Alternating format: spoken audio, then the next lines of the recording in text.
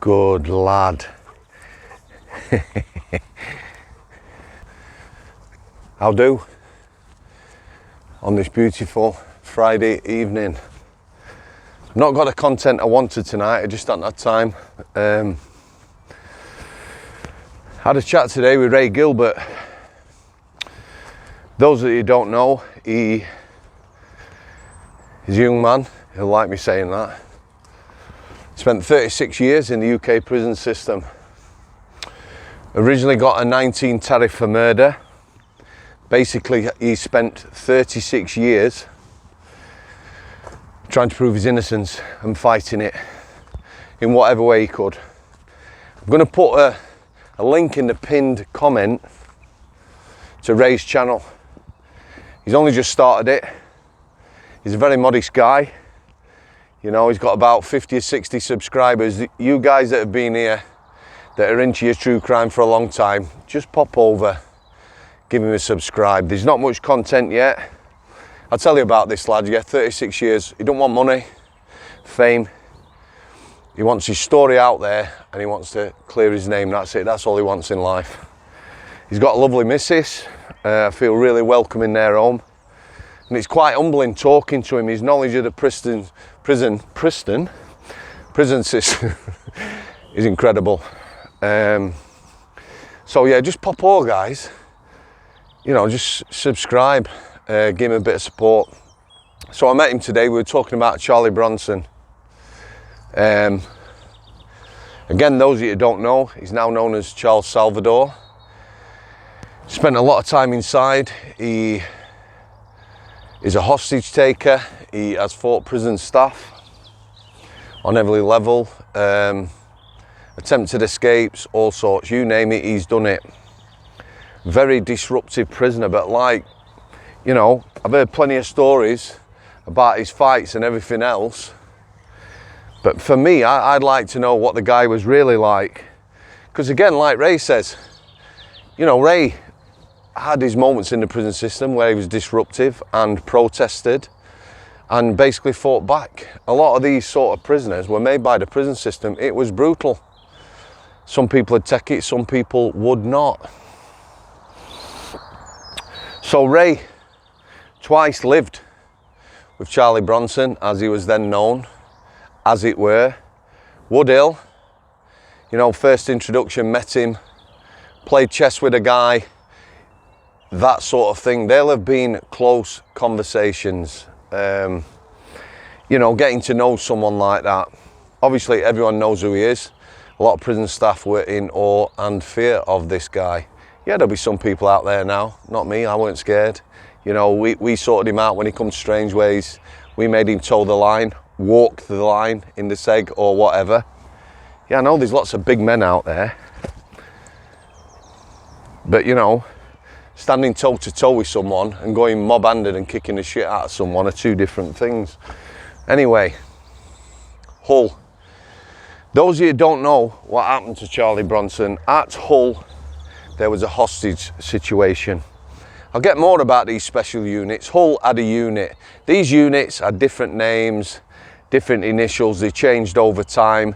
They had them in the high security estate. They were made for the most troublesome. Ray, I believe me, was a pain in the prison services arse and side because he complained. He did it properly. Yeah, he did fight the system, he did protest, but he would complain. Yeah, and he would write to MPs and try and get support and backing for his case. You know, the proper way to do it. And people would hate that. Like his own admission, he would send hundreds of letters a year. He had sacks and sacks of mail when he got out of prison. Legal mail. So the unit at Hull, he's on it with Charlie. This unit, again, people can't understand. They tried battering people.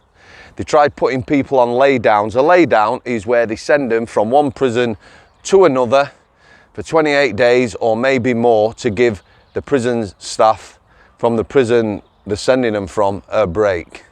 Quite often these prisoners would land, they'd be greeted by the biggest screws, or not necessarily biggest, but hardest screws, threatened, might get a good kicking or whatever. Some were sent to segregation, some were sent to these special units. These special units used to be a really tough regime. They found it didn't work because what happened was these prisoners get to know each other. So prisoners may be in the block at Wormwood Scrubs, a prisoner had come, and the other prisoners, because there were some odd lads about, I'd be like, right, you carry on kicking shit out of people, we're going to fight back, you're going to get assaulted, you beat us, we're going to beat you. And that's what happened. And then someone realised that, you know, beating people and treating them like shit don't work. You don't really take any working out that, does it?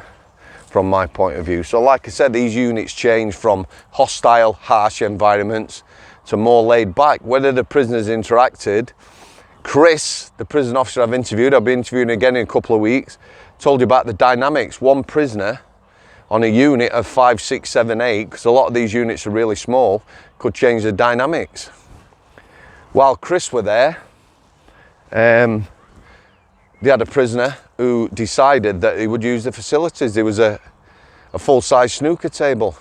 So staff started playing the prisoners at snooker, two aside, that sort of thing. Yeah? Ray says on the unit at Hull, you know, again, they tried to beat him. So this unit had changed.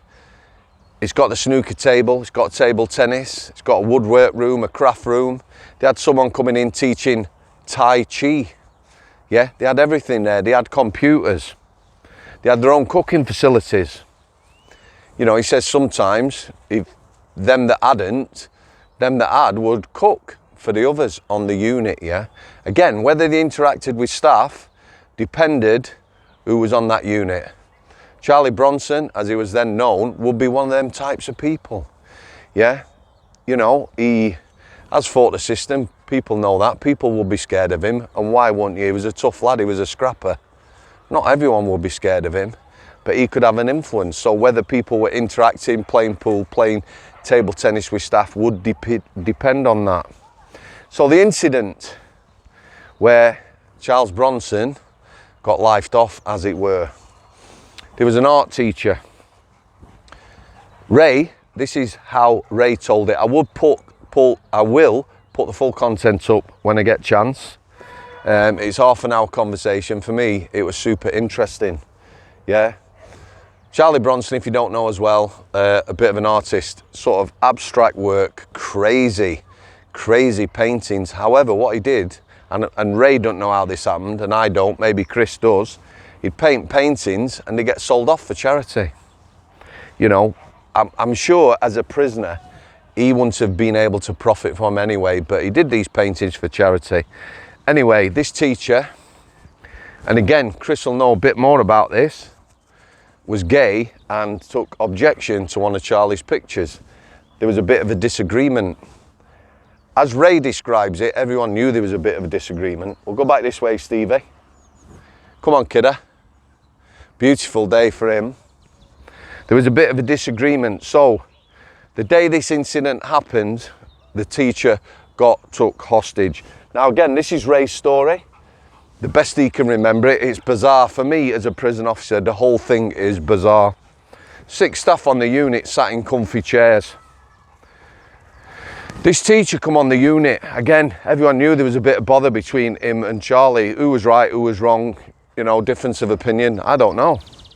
However, these staff removed themselves to a sterile area. Sterile area is somewhere you can only get with keys. So the staff were then in a safe place. No one can get in unless they've got keys. No alarm bell was pressed. I don't understand this. In prison, something's going to kick off. You hit an alarm bell, the troops are going to come running. Hull, a special unit housing Charlie Bronson and others. Some may be as well, or maybe not as well known. This way, Stevie. But equally dangerous. Somebody presses a bell, they're going to lock the jail down and troops are going to arrive. There was no alarm bell. It turned into a hostage situation. And, well, Ray doesn't know. He just thinks it was bizarre. I can only tell it from his point of view. Chris can take over because Chris was part of a CNR team, control and restraint, who got kitted up that night maybe to go in and deal with Charlie Bronson. I'm going to leave it there. We'll get Chris's perspective. And at some point, I'll get Ray and Chris together to talk about that unit. Yeah, so somebody who went to work on there and somebody who lived on there. Difference of opinion. We'll leave it at that, guys. Stevie? Oh, you've got your own ball, you little bugger. You all right? Parting shot as always. Stevie? Wait. Come here. There you go, he's off playing with someone else. Thanks for coming, guys. I'll see you.